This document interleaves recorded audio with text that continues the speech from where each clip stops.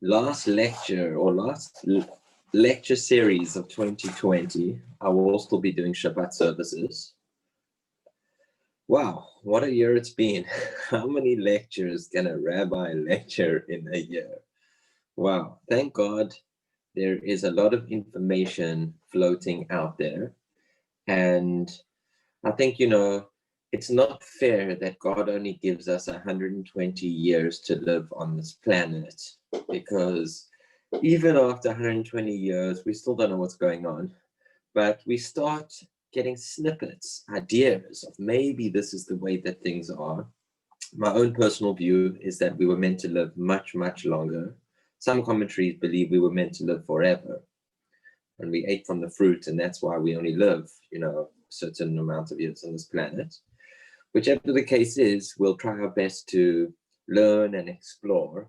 Today is the second part of the Future series, which I've chosen two topics, which are very, one is extremely relevant. The other one is interesting, not so relevant, but, it depends which circles you're in. But both of them are about the future. And when I say the future, it's not even the future anymore. It's literally the present. It's just a case of when is this actually going to happen? Let me start off with the easier topic.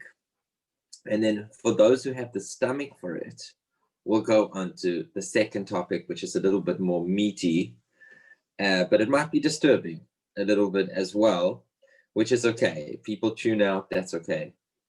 Okay. Topic number one. Thank you, Rabbi Penny Dunner, who gave a lecture about this. And, I've seen he's spoken about this quite a lot. And, he makes it quite easy to understand, but he doesn't give the answer. So I'm also not going to give the answer, but I'll tell you what I think is going to happen. Can a robot write a Torah? So whoever is on my group, I sent, there's a lot of YouTube videos of showing how they have Torahs, which are being, programmed and written by robots today.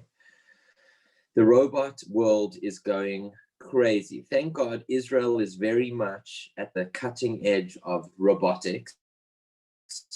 I always say, if someone's in software development or in robotics, go make Aliyah to Israel, because you'll be with the brightest minds on this planet doing the most amazing things with regards to so many different things, prosthetics, as well as, animals that can take care of you, as well as self-controlled cleaning devices. In South Africa, you don't really have it, because most people that I know, depends on which circles you are, but most people that I know have help at home who clean the house. It blew my mind when I went to the United States and I saw that they have these little devices in their homes, which they put on when they go to work, and it cleans their floors. And believe it or not, people actually have this. And it's not that people have this, they've had it for 20 years already. So, that's why I say, to some people it's new, to some people it's old. This is pretty new, the question of can Torahs be written by robots? And I'll just quote you some of the text that Rabbi Dunner gives over. Number one, the Sefer HaChinuch, which is an anonymous book written, I think it's around about the 7th, 8th century, but I'm not 100% sure. So this book says that when it comes to a Torah that you're going to be used for, communal purposes in a synagogue, not only are there very specific people that it can be written by, but he mentions that it can only be written by men and not women. And he's not being anti-feminist by saying that women, shouldn't write Torahs or etc. He bases it on the fact that he believes that Torah study is mostly incumbent upon men and not women. Of course, women should study Torah, but the main idea of studying Torah was given to the men and not to the women. Even though, today more and more women and academies are coming and sprouting up, even within Orthodoxy, for learning Torah. So that's wonderful. But he says because men are, so to speak, more commanded in that command of learning Torah, men should write the Torahs. So if you go according to that logic, then, well, robots are not commanded to study Torah, so therefore a robot should not be able to write Torahs. Now, why is this even a relevant question? I'll tell you why this is a relevant question. Because it takes a sofer, the person who writes the Torah, over a year, if he does it a couple of hours a day, to write the Torah, and it costs over $20,000. That's what a Torah costs. Matter of fact, I think a second-hand Torah costs $20,000. Most first-hand Torahs cost more than $20,000. So the stakes are quite high. Whereas if you can build a robot for $2,000 and give it $1,000 ink and maybe $1,000 of electricity, now you've saved yourself $16,000, if my math is correct, in writing a Torah. So the stakes are quite high, actually. It will put a lot of softwares out of business. Okay, so that's the negative, but that's the same question with regards to all things and robotics. Are you allowed to invent technology which is going to put people out of jobs? And seemingly the answer is you are allowed to do that because you can't stop technology. So that's not so relevant. The question is more, are Torahs allowed to be written by robots and not by humans? The Aruch HaShulchan, who's an amazing rabbi from, I think, the 1800s. Hi, Monica. Welcome. Hi, Josh. Hi, Jean. Hi, Barbara. Hi, Mom. Hi, Paul. Those are the ones here, but I know a lot more people will watch it on YouTube whenever they watch it. The Aruch HaShulchan, who seems to me, I never got to meet him, I've explored him a little bit, etc., etc. He seems to be the most amazing rabbi because he often takes lenient opinions against the majority of rabbis out there. And the the main reason that he can do it is he was pretty much the most famous rabbi of his time. So, he didn't seem to be too bothered what other rabbis were saying about him. He goes to the point of saying that he believes that printing is so accurate that really printing is as good as handwritten. So according to what he says, the way that Rabbi Danner suggests that the Aruch HaShulchan, I haven't seen the Aruch HaShulchan inside, but the way that it's presented by this Rabbi Danner is that a printed Chumash, which is a printed Torah, is as good as a written Torah and can be used in the synagogue and also has to be buried just like a Torah needs to be buried when it's finished, when it gets too old. So to a Chumash needs to be buried, and he has big shoulders. He's relying on his own shoulders to say that he didn't see a problem in fulfilling the mitzvah of writing Torahs and reading from Torahs and learning Torahs from printed materials. So that was a big, big statement that he's making. And obviously, then you would say, of course, a robot is no less than a printer. Matter of fact, it's even better because it's doing it on the parchment and in the correct Torah font, etc., etc. So the Aruch HaShulchan seemingly has already answered the question. Yes, a Torah can be written by a robot. Happens to be that most rabbis don't agree with the Aruch HaShulchan, and that's why we still have people called Sofrim, and they are still writing those $20,000, $30,000 Torahs. But, one has to ask oneself, well, why are we not, understanding the world the same as the Aruch HaShulchan and saving ourselves money? So that's a good question that I would love people to be able to give answers to. But maybe this talk that I'm about to go through might give some ideas of where they're coming from. Rabbi Abadi quoted in the Tradition magazine, Rabbi Yitzhak Abadi, a Sephardi rabbi, I believe. He was asking the question not about printing, but a very specific type of printing called silkscreen. Now, silkscreen is a very intricate way of printing on materials, and I don't know all the ins and outs of how it works. There's not so many silkscreen printers today anymore. Most of it's laser printing, etc., etc. But to artists love silkscreen printing. And, you know, I know in Colombia still, there's quite a few silk screeners, and I'm not sure in South Africa, but Rabbi Abadi, suggested that a silk screen Torah is kosher. Rabbi Bleich, who's quoting Rabbi Abadi, has many, many refutations against this. I'll give you two. But Rabbi Dana says that all the refutations can be refuted themselves. So I'll just give you two examples of the refutations of why a silk screen Torah is not kosher.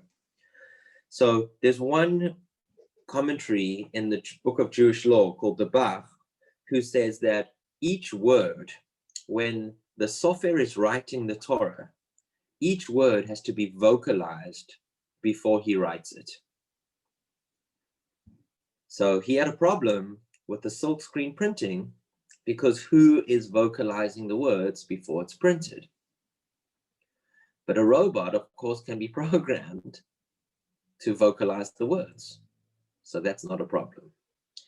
Another problem he had is the Kabbalist, the Arizal, seems to suggest that a printing pressed or printed Torah is not kosher because you need a specific intention of holiness when you're writing a Torah. Rabbi Dana mentions, and I didn't know this, but there are some sofers who go to the mikveh every day before they write the Torah to try and be the right state of mind when they infusing that Torah with their holiness that they have. And he even mentions that there are some sofers who dip in the mikveh before every time they write God's name. Now, God's name is in the Torah a lot of times. So you can imagine how long it takes them to write a Torah. If they have to dip in the ocean or dip in a mikveh every time they write God's name, wow, that Torah is going to take a long time. Unless they're a surfer like me who's surfing like 5 times a day, you know, more than me, then maybe they can do that and enjoy the surf at the same time. But that's a very long Sefer Torah to write. But that's not the mainstream opinion. The mainstream opinion is that you don't have to dunk in the mikveh before you write the Torah, and you don't have to go to the mikveh at all before you write the Torah, and you don't need that high level of consciousness when you're writing a Torah. So maybe a robot should still be allowed. There is one statement in the Talmud which is, thank you, over 6,500 times that God's name is in the Torah. So you can imagine how many times you got to dunk in the mikveh. Wow, thank you. In the Talmud it says, when the Torah says you shall write for yourself a Torah, I think it's talking about the king of Israel, that he should write the Torah, but most people understand that everybody has to write their own Torah, or at least have a portion in a Torah. And that's why we have the custom today, when a Torah is written for the shul, everyone gives a little bit of money so that they have their own letter or word or something in the Torah that you can fulfill the commandment of writing a Torah. In the Talmud, it says that you shall write it, but you can't drip water onto the Torah, meaning it has to be written. You can't do some like funny thing with your hand to get the words onto the parchment. You actually have to write it yourself. And therefore, that's why Rabbi Bleich wants to say that silk screen is not kosher, because although it's printed in some fancy manner, it's not written. But what about our question, which is a robot, which is writing the Torah? So, you know, even if you get rid of Rabbi Abadi's silk screen and you get rid of the Aruch HaShulchan's, printing in general is okay, and you go, you know, stringent and you say that, yes, it's got to be written, but a robot is writing it and can vocalize the words. And maybe you could even argue can have the best intentions, because all the robot knows is holiness of all that's been programmed. The only thing it has in its DNA, which is its memory, is the words of the Torah. I mean, what could be more holy than that? It doesn't know anything else other than those words of the Torah. So this was, you know, an argument, similar argument happened with machine matzahs. When they came out with machines that can make matzah for Passover. So some rabbis wanted to say, no, it needs the intention of a human, and humans should make the matzah. And other rabbis said, no, on the opposite. The matzahs made by machines are even more perfect than the matzahs made by humans, because there's less chance of anything being messed up in that process. So, when it comes to a robot, would you argue that it's going to be a better Torah because it's only zoned in on what it can do? Or would you say that a software is better because it's human made, but maybe he can space out and maybe, he can make more mistakes, etc., etc., etc. So he leaves it, Rabbi Dunner leaves it as a question where he mentions that there was a chatbot in 2012 called Eugene Gustman. How's that? They gave the chatbot a name. Now, whoever doesn't know what a chatbot is, every time you go into a website and it says, "Hi, can I help you?" That's not a real human being. I mean, most times it's not a real human being. It's a program that is, "Yes, you can help me." "Oh, how can I help you?" "What you looking for?" "I'm looking to deposit my check." "Oh, you're looking to deposit your check? Are you looking to do it on your mobile phone or on your computer?" And it will literally walk you through that process of application. We've got someone in our community, Steve, who actually has designed chatbots for, COVID and all different types of things. So Eugene Guzman was the name of a chatbot in a competition of chatbots that in 2012, it managed to convince 33% of the judges that it was human, meaning the judges could not ascertain that that bot was actually not a human being, just a program. They actually thought it was a human being. Now, that was in 2012. I imagine in 2020, you can take that 33% to 80%. And in 2030, for sure, it's going to be 95, 97% plus that you're not going to know the difference between a real computer that you're talking to or a human. Matter of fact, there's going to be times where the computer is going to be way better at you thinking that it's a human than it being a.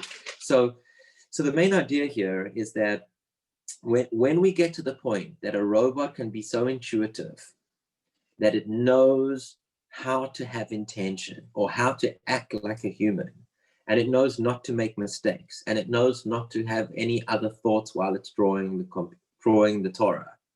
If you want to throw that in with the Aruch HaShulchan, who says that printing is good in the first place, as well as Rabbi Abadi, who says that silk screen is good in the first place, it's going to be very hard for softwares to qualify why communities are spending so much money on their Torah other than machines. And I'm just presenting that. Rabbi Dana himself leaves it as an open question.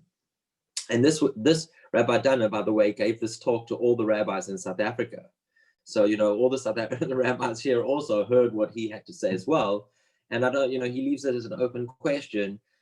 My own personal feeling about it, it's hard to argue that there's something special about a human being's involvement in the world, that we are holy. Robots are not holy. Human beings are created in the image of God, not robots. And therefore, maybe, one can argue that a Torah, which has the intention of a human being, you can never replace that. No matter how perfect, no matter what the program is, there has to be a cause and effect. I had love for this Torah. When you read it and learn it, you are feeling my love.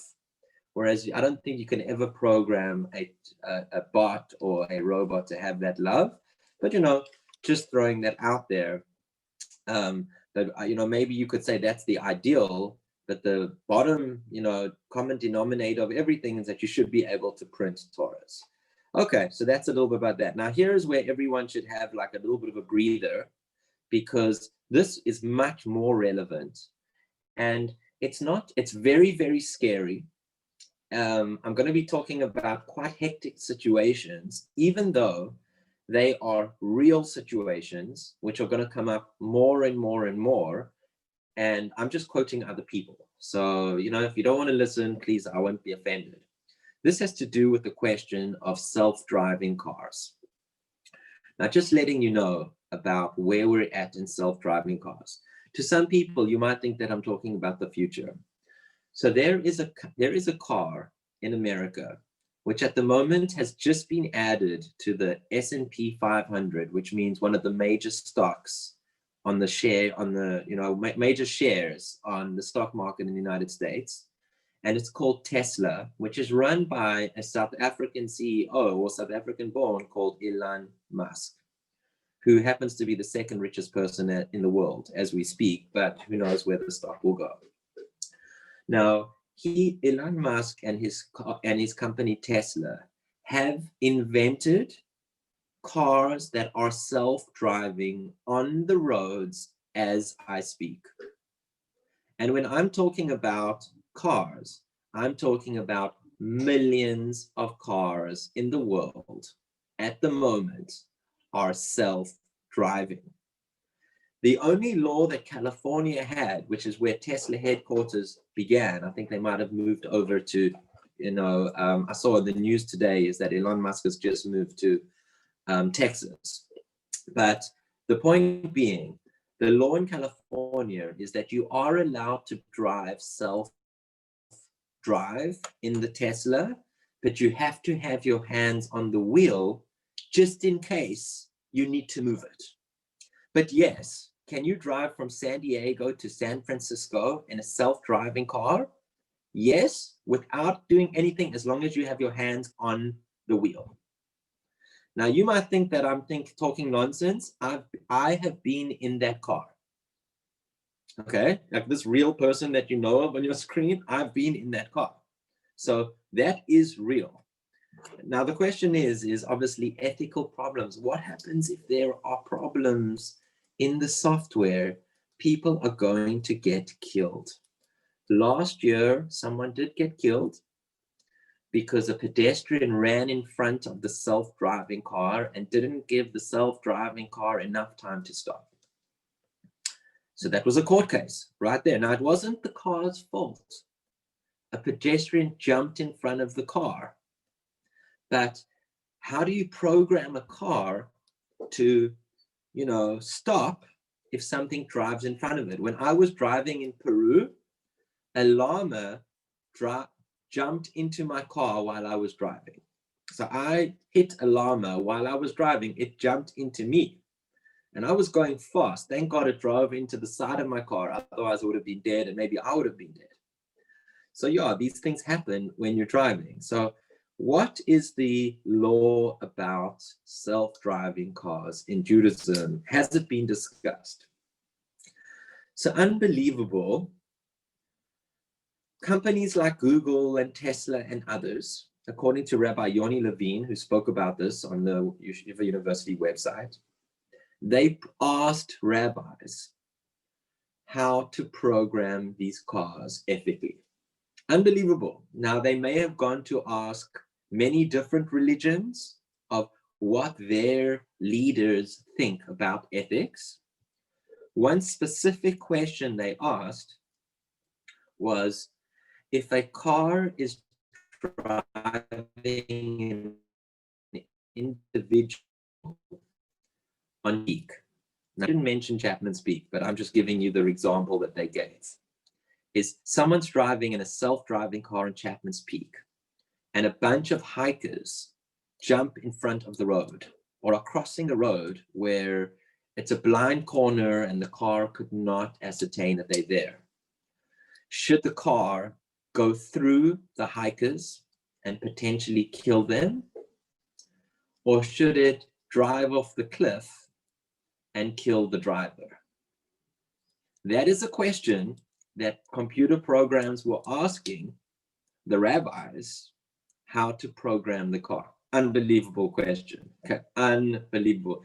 You have to have big shoulders to answer a question like that, because it's going to make a difference who lives and who dies. Potentially, but probably. So there's a lot of different elements over here.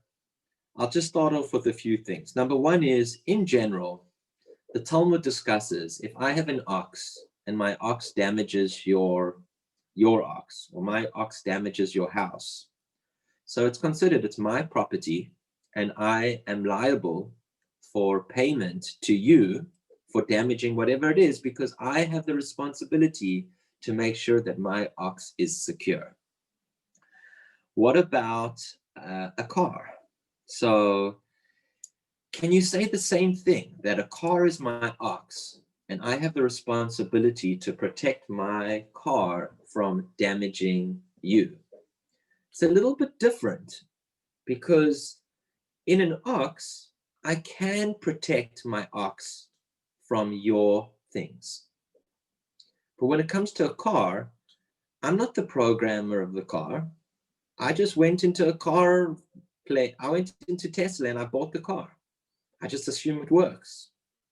So how can you hold me responsible for damaging your things when all I did was buy the car? So then you could argue, well, maybe you're not liable. Maybe the computer programmers are liable. When the car damages someone else, maybe they're liable.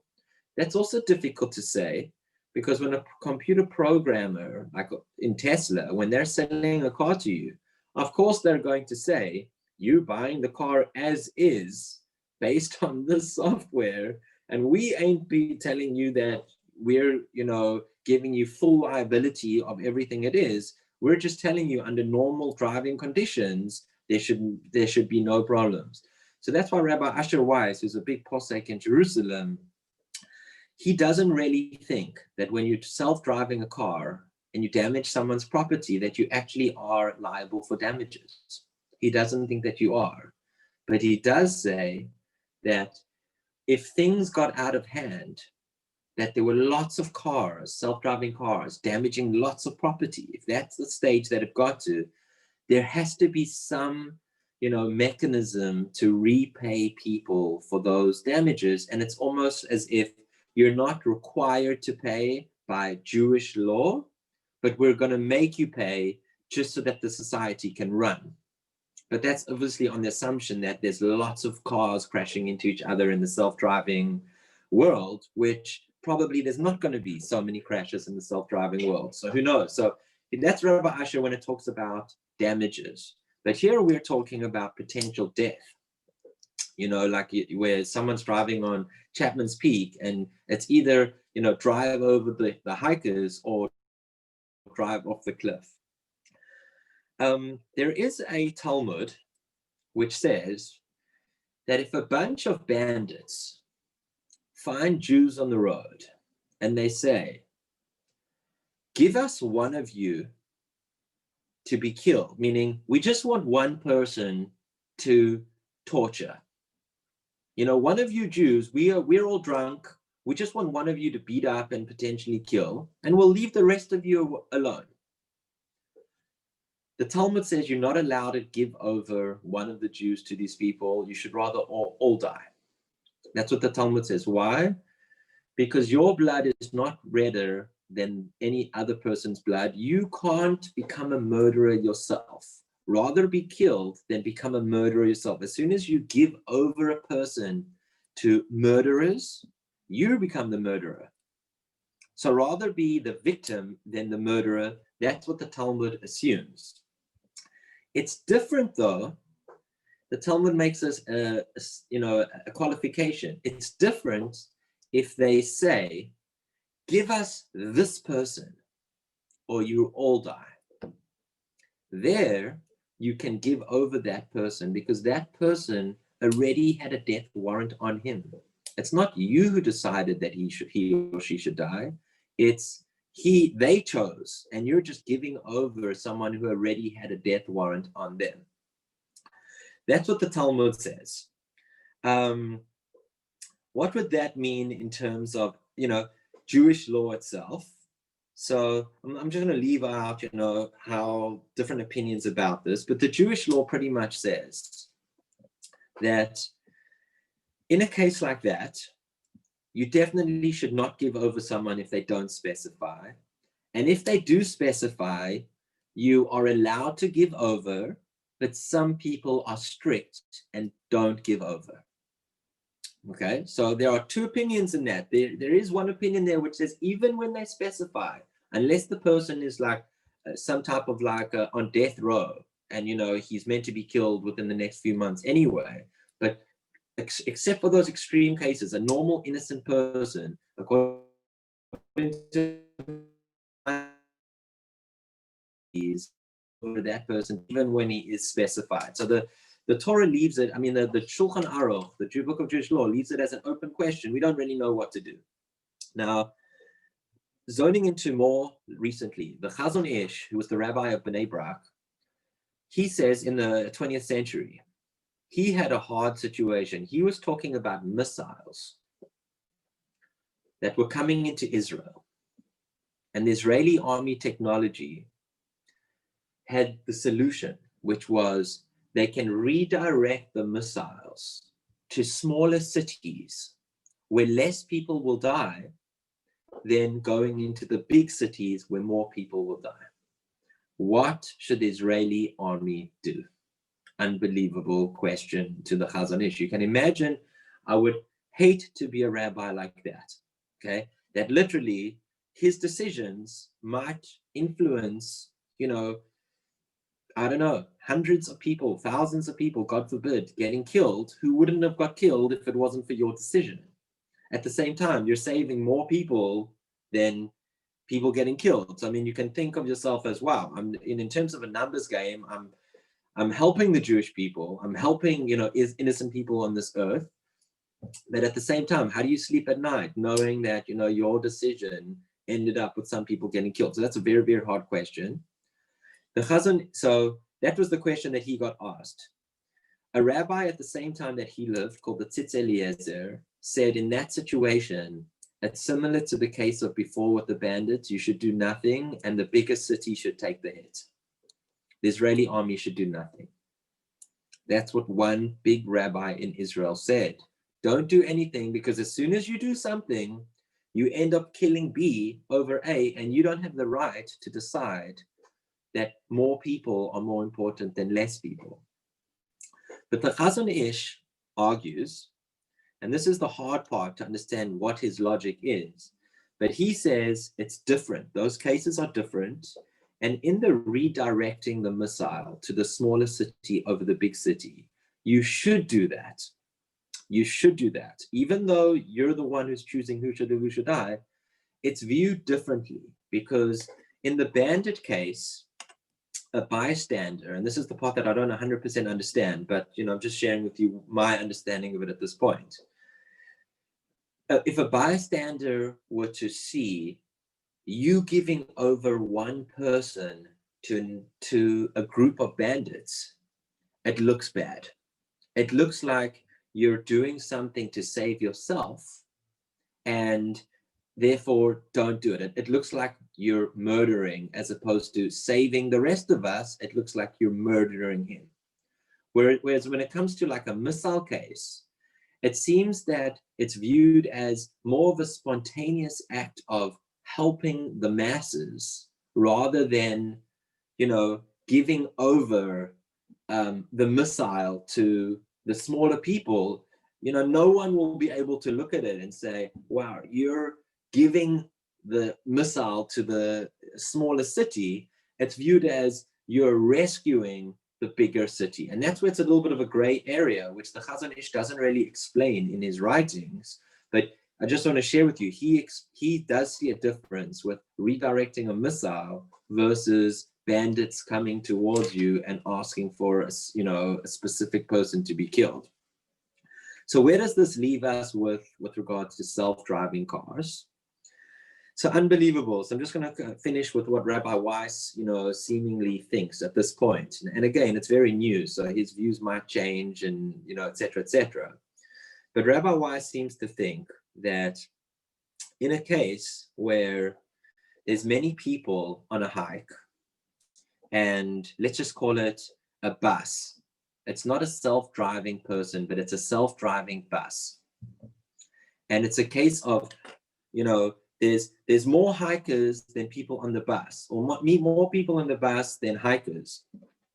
He seems to suggest that you should redirect in that case, just like the Chazon Ish had said with the redirecting of the missile. Because when it comes to like self-driving cars, it's considered more of a rescuing attempt than it is considered a murder. That's the way that he views it. He doesn't view it more similar to the bandit case. He views it more similar to the redirecting the missile case. But to end off, and this is the scary part, he says, but to answer the question, which is what the Google programmers were asking, they were saying, what should we as programmers, program our cars to do? He says, because the car is bought by the individual, not by the hikers, you should program the cars to save the driver, not the hikers. Unbelievable. Even though in logic, he says that you should save the majority, not the minority. But because the question is coming from the programmers, and the programmers are the ones who are being paid by the customers, they're not being paid by the hikers, they're being paid by the customers of the car. He seems to suggest that you should say the car should not drive off the cliff, it should rather hit the hikers. And, that's an unbelievable suggestion. I don't know how these programmers are going to be able to make these ethical decisions in the future. I really don't know how. And I guess it's going to go all the way to the Supreme Court in whichever countries it is. And they're going to have to decide how self-driving cars are going to have to decide, to make split-second decisions, life and death decisions. And and I mean, Paul's just mentioning that Uber has a whole fleet of self-driving cars. It's a big section of their business. They've invested a lot of research into self-driving cars. And when it comes to self-driving helicopters and self-driving planes and all this type of stuff, all the same questions are going to come up. So I just thought that it's a very relevant topic. Rabbi Weiss seems to have suggested his initial opinion. But, Rabbi Levine does say that, there's a lot to say about this topic, and Rabbi Weiss already dealt with it at a very deep level. It was a very station, but that was his initial thoughts. And this was more food for thought for everyone to just think about where the world's going in terms of a future series. There's going to be a lot of ethical debate where big rabbis, meaning very important rabbis who know the Torah well, are going to have to make very critical decisions, because they're not going to be able to say you can't get into a self-driving car, because all the cars are going to be self-driving, unless they say you're not allowed to get into a self-driving car, which is an option, but I never see that option really working. When they said you can't go on the internet, I mean, every religious person that I know of is on the internet today, so you can't get away from technology, but you somehow have to meander and navigate with your ethics. And that was just, so those are the two topics. Can a Torah be written by a robot? Quite interesting question. As well as, can self-driving cars, what should they do? And should missiles redirect and all this type of stuff? This is where we're at in the world. And, thank God there are people other than myself who are making these decisions. Okay, thanks everyone. Stay healthy, and hopefully see you on Friday. Great, Jean, Mom, Barbara, Josh, Paul, Monica, stay healthy.